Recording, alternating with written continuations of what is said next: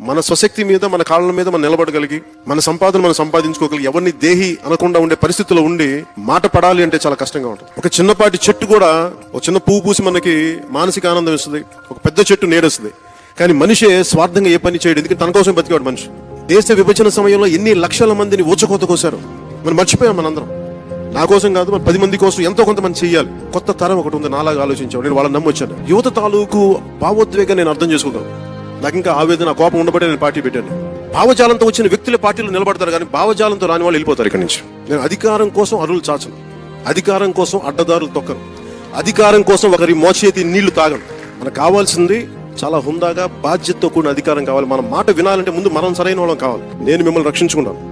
భావితరాలకి బలమైన పార్టీ ఒకటి ఉంది, నిలబడింది. ఎందుకు మన దగ్గరికి ఇంతమంది ప్రజలు వస్తారు? మన దగ్గర కష్టాలలో ఉన్న ప్రజలకి కన్నీళ్లు తుడిచే పార్టీ జనసేన. విమర్శించే వాళ్ళకి మటుకు చాలా ఘాటుగా సమాధానం చెప్పాలి.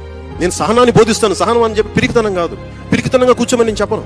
ధైర్యం ఉన్న వాడికి సహనం ఉంటుంది. జీవితంలో ఏమి జరిగినా జరగపోయినప్పటికీ నేనైతే ఏ ఆశయంతో అయితే పెట్టానో దాని మీద నేను వెనకడుగు వేయను. కష్టాలు ఉంటాయి, దీంట్లో నష్టాలు ఉంటాయి. Politics is a national service to. కష్టాల్లో ఉన్న ప్రజలు ఏం గుర్తొస్తుంది? జనసేన గుర్తొస్తుంది. ఈ రోజున జనసేనకి ఇంత బలం దేనికి ఉంది అంటే, మన నైతికంగా చాలా బలమైన వ్యక్తులం కాబట్టి. అందువల్ల ఎవరినైనా సరే బలంగా కూర్చొని నిలదీసి ప్రశ్నించగలం. ప్రతిదీ డబ్బులతో 1000 కోట్లు 100 కోట్లు ఉంటేనే మార్పు వస్తాయి అనుకుంటే ఒక కాంశీరామ్ గారు లాంటి వ్యక్తి వచ్చేవాళ్ళు కాదు ఈ భారతదేశం. మీరు ఇవ్వాల్సిందల్లా కాలం, నమ్మకం అంతే.